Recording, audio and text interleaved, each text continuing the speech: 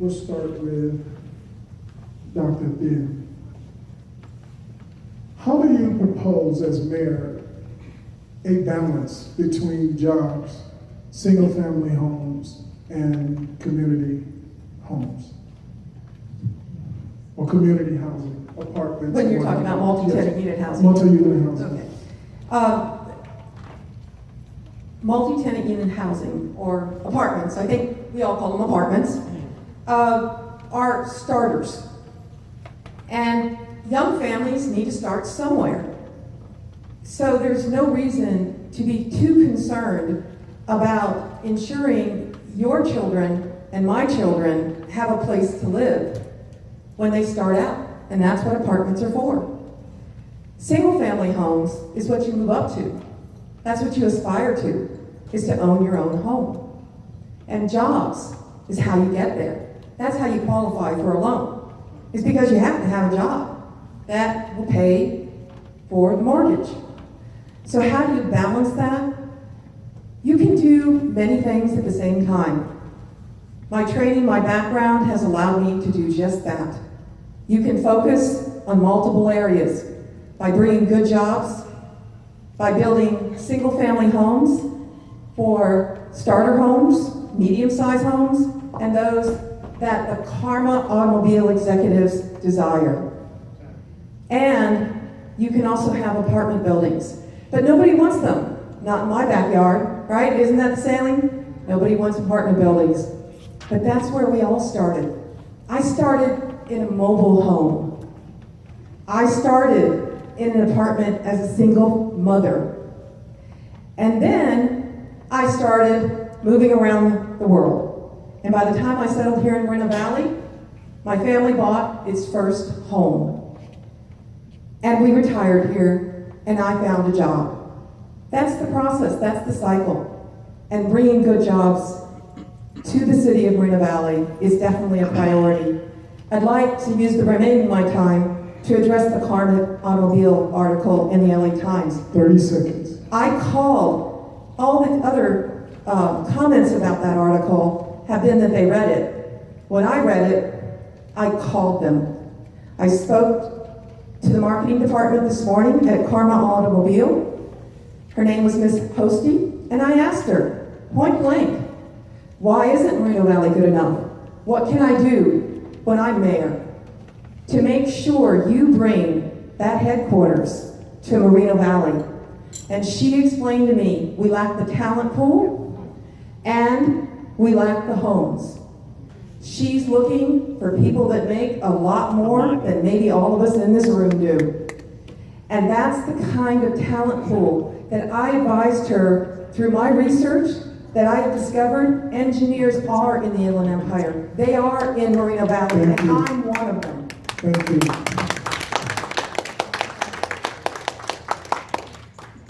Mr. Price, let me ask you if you would piggyback off of that same question. Yes, certainly. That's something that Moreno Valley has struggled with since incorporated. We've always been the bedroom community. And we have to look for that balance. We have to continue to try to attract those jobs.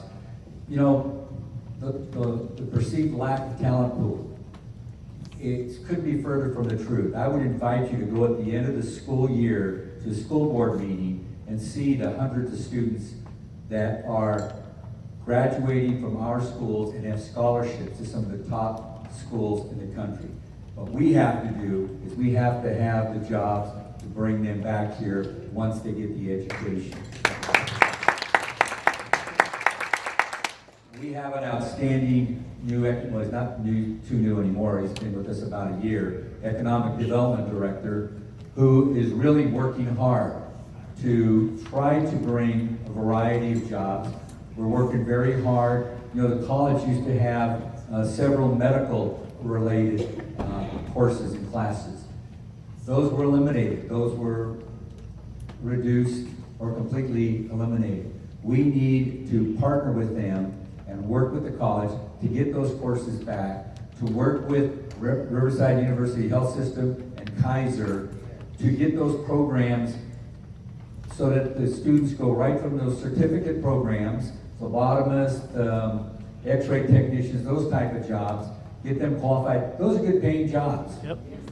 And it would be great to be able to get those programs up and running again so that it's a feeder right into the hospital system. Thank You know, you. my dad worked in a warehouse for 35 years, so I know how hard it is to work in a warehouse, and he was successful. He was successful. Thank you, Mr. Price. Thanks for That's all I- listening. I think we've dealt with that one long enough. Let me go to the next one, if you don't mind, Mr. PD. That's fine, I'll probably go back to the same question, but go ahead. That's fine. I'll ask you, Ms. Fleming, the question I asked, I think, to district. I'm not going in any particular order. I'm sorry. I'm following my heart. Or my head? Which one? Well, anyways, I want to bounce around for a reason. Took me about a week to plan all of this. And no particular question is to any particular person. And you'll notice I asked this question, I think, with District 1. How do you plan to bring us up to the same level as after I make this statement, how do you plan to bring us up? It was in regards to the jobs per households, and I'll restate it. Moreno Valley currently has 58 jobs per every 100 in the household, far fewer than the 225 per 100 homes in Ontario, 157 in Chino, 118 in Fontana, 123 in Rancho Cucamonga, 161 in our neighboring city, Riverside. How do you plan to bring us up to that level? The person in District 1 or District 3 says we're different, but can you help me with that? Definitely, and thank you for asking me that question. First of all, I'm a professor, so I would ask you where those stats came from, but we can talk about that later. But economic incentives, and I'm not talking about the utility tax. I'm talking about job incentives, and a few people talked about it earlier. We need to have economic incentives in this city. We need to have job incentives, and not incentives where we say, so many jobs and you get a tax break. But we need to have criteria for those jobs. We need to say to our employers, full-time jobs with benefits. That's when you get a tax break. Yeah. Because offering these part-time jobs or baiting employees and saying, oh yeah, here's a job, and then 2 weeks later, which is what is actually happening, 2 weeks later, calling them and saying, don't come in today, does not work. I am a realtor. I own a business, so I know what's happening with the warehouses. They're baiting them. Yes, come in. Oh, don't come in today. We don't have work because the season is not there. You give a tax break, but you have to offer 40 hours. You have to give these jobs, these employers, a criteria before you give them a tax break. The problem is we don't have visionaries in leadership on our council. We're voting people in and we're not looking to see if they have the criteria for the job. But again, that's our past. That's not our future. We're now going to vote smarter to make sure that we have the right people in the right positions. We're not going to vote because their sign look better. We're not going to vote because they're our friend. We're now going to vote because we're making sure that we have the right people in the right job. And that's how we're going to change our city. Thank you so much. Mr. Petit, what are your thoughts? Are you ready for me? Okay. Who are you referring to? That's you, yes. Mr. Petit, what are your thoughts on the proposed, or which is now approved, WLC project? What are your thoughts around that project? So my thoughts on the WLC, quite frankly, this project is the worst public policy decision in the Inland Empire. It is also without a doubt, the worst public policy decision ever to be passed and even brought up to city council for the city of Moreno Valley. You know, a lot of us up here keep referring to this being a one issue type of thing. So what we find is that every issue in our community comes back to economic development. Name one that does not. When we're talking about poverty, when we're talking about educational attainment, educational retention, when we're talking about what happened with Carmel, when we're talking about our food insecurities, when we're talking about all of the issues, we have some serious problems in this community, and it all leads back to our economic development. What do we have to realize as this idea of this trickle-down economics, attracting business model does not work. When we look at giving incentives away, giving the public purse away to a warehouse the size of Grand Terrace, you're talking about hundreds of millions of dollars. You're talking about wondering why we have a horrible ratio for jobs and households, because those jobs provide one job for 10,000 square feet. Tell me, what is our unemployment going to look like 20 years from now as we continue to take up all of our land for one job for 10,000 square feet? When we're going to have higher and higher and higher unemployment, it's going to put downward pressure on wages, and we're going to have an economic system that's based on temporary employment as we do now and poverty. We need a change, and we need a change now. This is not a one issue. This is an every issue topic, and we need to have a serious discussion about this. We can no longer allow this to take place. Thank you, sir. Mr. Lorena. And you can start getting ready for your questions, audience. This is my last question. Mr. Molina, what do you think, or what would you say to us your greatest accomplishments in your 8 years on that staff as city council, as well as Mayor Pro Tem? Well, I was a mayor for 2 years, and during that time, more things were accomplished during that period than any other time in the history of the past. Just give us one. One is the citywide canvas, sports council. We had issues with the workers, the bargaining with the unions. Okay, so we did accomplish that, and we did this in a way that it didn't affect a lot of the employees of the city. They were, first of all, we cut off a lot of the city employees, laid some off, and we're working down at bare minimum at bones. And we're doing it, okay? And what we need to do is accomplish that. But the most important thing, though, is accountability. Accountability to you citizens out there to make sure that your money is being spent correctly. And that's why I ordered a forensic audit. And also, I ordered an ethics committee, and because I honestly believe that this city is not spending their money wisely, and there's a lot of waste in government. Thank you. Now, this is let me just ask you, you're referring to the council that you've sat on the last 8 years? Oh, yes, just recently, yes. All right. We started with, Thank you. You answered my question. Mr. Price, and you guys can head to the mics. I'll ask you that same question. You've been there for the last 2 years. 2 years. About 2.5. Yes. Greatest accomplishment. Well, I think one of the biggest accomplishments was immediately after getting on the council to stop these frivolous lawsuits that were going on.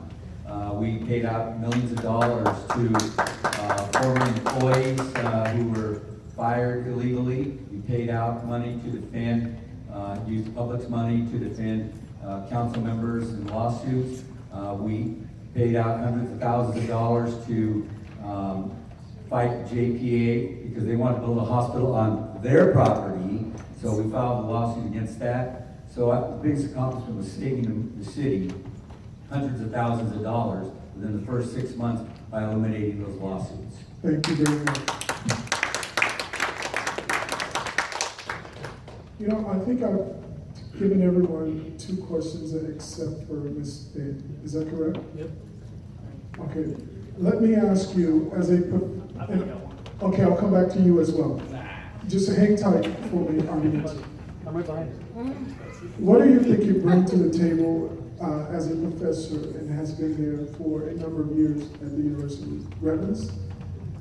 Yes, please. My doctorate is in business, and I have an information systems emphasis. And so because I teach, research, and study the use of business across multiple industries, to include warehousing, to include the retail sector, to include the green economy, the shared economy. I study business, it's my profession to do that right now, and I bring that to the table. I also teach for a well-known, well-respected university that recruits high-caliber students.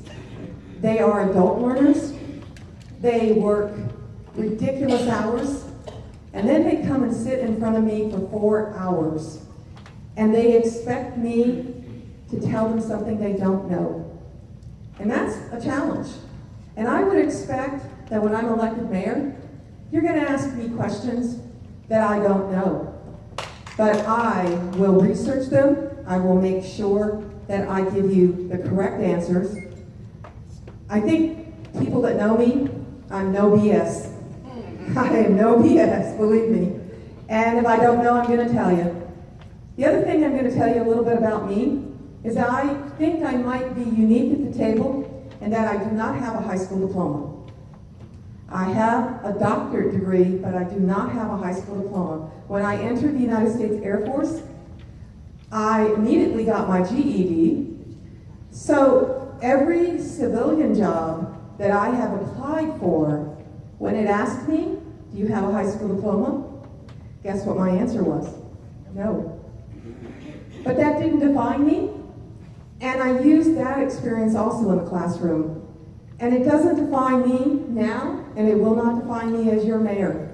I have moved well beyond the 18-year-old who did some things she shouldn't have done and entered the United States Air Force and did everything I could have done to be where I'm at today. Thank you. Thank you.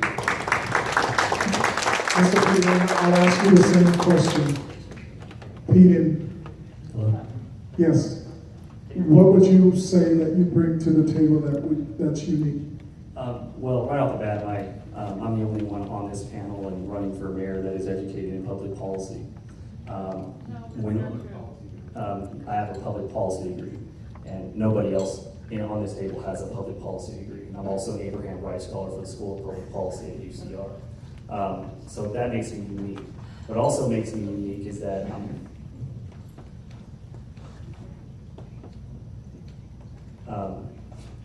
we have to be in a position where we use our imagination.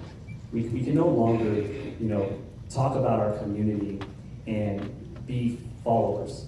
One of the things that makes us unique, I'll be the first one to state that the first thing I will do as mayor of the city of Moreno Valley is pass an ethics commission. We will also implement a Moreno Valley Corruption Act. This will be done, no question. It's unexcusable for a community like ours to allow our democracy to be bought and paid for by one single corporation to dump $2 million in our elections from the last 5 years. We have to begin to ask ourselves, what do we truly represent and what do we want for our communities? We can do what we choose to do. Don't let anybody tell you that we don't have the resources, because it's not about resources, it's about being resourceful. Thank you.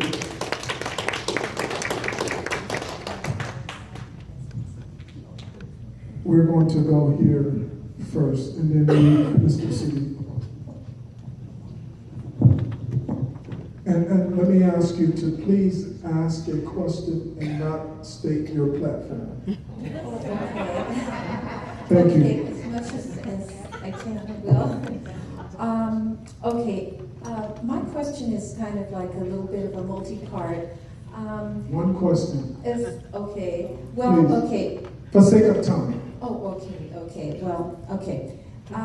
As far as like the World Logistics Center, first I'd like to know how you feel about robotics in the future. In other words, when you're talking about a project 20 to 30 years in the future, how can you possibly guarantee 20,000 jobs? And the second one is the enormous cost of the infrastructure for 14,000 big rigs and 68,000 cars. How are you going to keep that from falling on the taxpayers' shoulders so we don't have to pay increased sales tax and property tax for that? Any particular person you'd like to ask? No, I'd love to hear from everyone. Okay, we're back to Miss Dr. Fleming. You guys have to share. Thank you for paying attention to the plan, because you're absolutely correct. First of all, it is in the future, but however, logistics is a plan, and we actually are building a career path in our school. But it is robotics, and I did see the plan in the convention center along with everyone else. And I thought to myself, my daughter is a physician. She was born and raised, well, she wasn't born here, but she was raised and went through our public school system. So as I was looking at the PowerPoint presentation and I seen the surgery, I thought, I've never seen a surgery like that, not in my lifetime. And so I was a little amazed about it. However, I think it will be a surgery in the future, probably not in my lifetime, maybe in my grandchild's lifetime, but it looked a little like the Jetsons to me. So I don't think we'll see it. I really don't. But the second part of it, As far as the World Logistics Center and saying 20,000 jobs when robotics are moving so rapidly. well, I don't see it. I don't. I do, however, I was born and raised in Chicago. I'm not too far from Detroit. And there were several things that I felt that was a little questionable about the presentation. I know a little bit about the car industry. I did see the PowerPoint. When everybody else seen it, I didn't have a private presentation, so I didn't get a private explanation of it. So there were several things that I questioned on it. Just a moment, I want to answer a question in detail. However, I believe that logistics is a point that we're gonna have in the future. I don't believe that we should be paying for it. I believe that the money that was earmarked for our infrastructure should go where it was earmarked for. I don't believe that it should have been moved from the general funds to where it was. If the developer wants the World Logistics Center, he is responsible for paying for the World Logistics Center. I don't believe that I should be paying for the World Logistics Center. I don't believe that you should be paying for the World Logistics Center. I believe that we need to be more business friendly and to bring in businesses that need to go that route. Thank you. I think we're gonna get some more of those paper questions. Mr. Siddiq. This basic question. I'm going to be working with you guys in November. One of you guys are going to be mayor, and I'm going to be the councilman in my district. What are you guys going to do in development and of the Edgemont area? That's a very important question. Thank you. Mr. Molina. Yeah, the Edgemont area has some challenges, okay? That's the Edgemont Water Company. Okay, in the past, we have made it easier for the water company to work alongside the contractors, so that way simultaneously you could be repairing your pipes, the sewer pipes that are very, very high. They're not buried too low. So we've made it easier, and so that you guys can go in there and work and take care of that infrastructure. And I have asked also the water quality, what happened up in Michigan, about the water quality. I think you said one time that you were drinking brown water. And I said, well, that came to mind, 5-6 people be drinking brown water in this day and age. So I think with a partnership with the city, and also making it easier for the Box Springs Mutual Water Company to do their projects in conjunction with the city's projects as they move along and improve those streets. Other than that, there's other things that can be done. It has great freeway frontage there. There's freeway frontage that we have not taken advantage of. And, the water pressure for the fire Thank you, department. Mr. Molina. Thank you. Can I just add real quick on that? Yes, 1 minute here. Well, I won't even take a minute. Okay. I'll be honest with you, it's gonna be piecemeal, and it's gonna be piecemeal because of the water issue. And as you said, $288,000 is going towards road improvements. That's how you're gonna see it. We're, you know, as Jesse said, we're gonna have to look for partners in that, but that's how it's gonna have to be done until we get that water issue resolved. Thank you. Says a current council member. Developers. We use the word developer in the city of Moreno Valley as if it was a four-letter word, as if it were a bad word. Be careful, because you may not applaud for my next statement. Not every developer tries to buy an election. Thank you. Not every developer dumps gross amounts of money into your city. And there are developers out there that I personally work with. I sit on a veterans committee in La Ventana Ranch in Menifee, California. We're building a Veterans Memorial Park. And I sit with that developer. I listen to his objectives in that Veterans Memorial Park and his objectives in his development. And I ask, how come we don't have that kind of ethical person, that kind of standard? Thank you, And I Dr. want to bring that person to Moreno Valley. Thank you. Yes, sir. Right here. My question is, Pete, Yes. you have such an issue with warehouses and jobs that keep people in poverty. What is your answer to bring those people out of poverty? Thank you for asking. Thank you, sir, for that question. It's called community wealth development. So we have to get away from this old model of a tract business model. We need to build small business. When you look at our economy, if I asked you, what are the net job creators in our nation? The answer would be small business. We need high job density. When we're growing in our population, we need high job density. What provides that is small business development. We have some of the lowest small business development in the nation here in Moreno Valley. Go look around. You wonder why we're in poverty? You wonder why we don't have the job ratio that we need? You wonder how we're going to get to become one of those cities that we all go vacation at? The answer is small business. Let's take away those subsidies, those incentives that we all love to give these large corporations like Procter & Gamble who do business in our city, that receive utility subsidies of upward to $22,000 every single month from our taxpayer dollars. And when you ask them, how do you invest back into our community? Because when you're developing community, companies should be loyal to our city. You know what they tell me? They don't. And you know why they don't invest back in our community? Because largely the amount of people that work at Procter & Gamble, that 1.5 million square foot facility, are not employees of Procter & Gamble. They are third-party contractors working through temporary agencies. You want to go through, I mean, look, I don't have to prove this to you. Go look around. Go apply for a warehouse. You have to go through a staffing agency. Thank you, sir.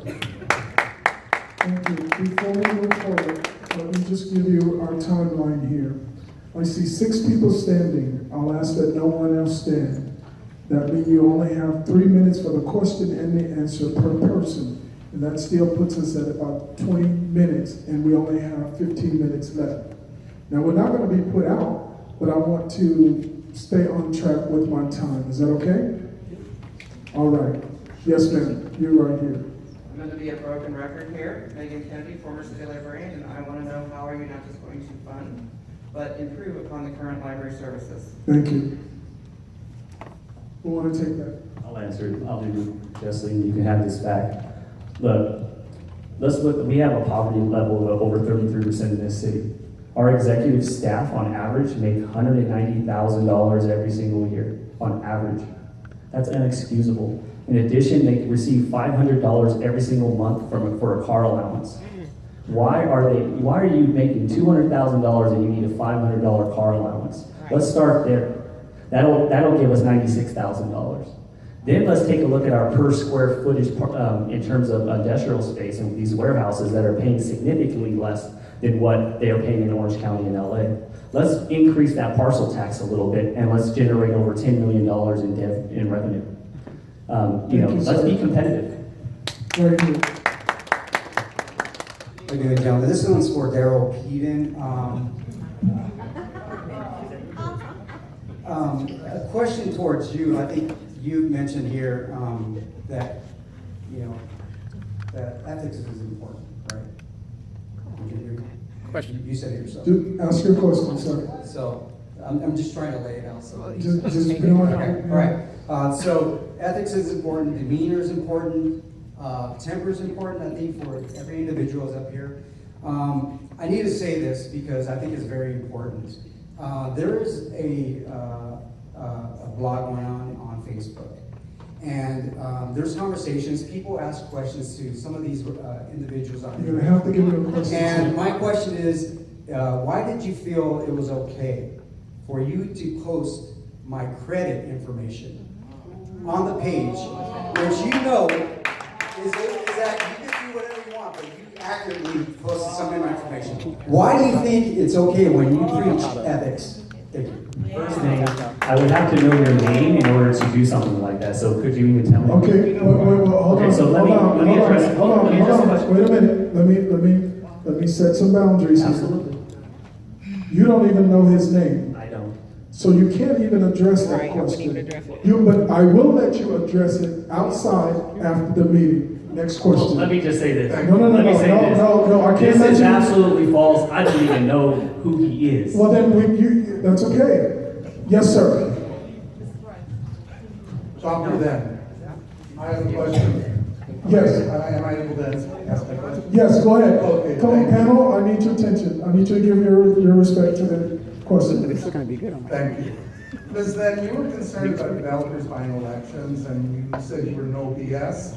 And you also said that you're on the oversight committee for the $398 million bond. Yes, I am. Yes, and my concern is that that there are many contractors and architects. In fact, one of the architects, interestingly enough, the acronym for them is WLC, which is interesting. However, if you look at the 460s for Measure M, it's looking like the approved contractors that this is going out to is coming right off of those.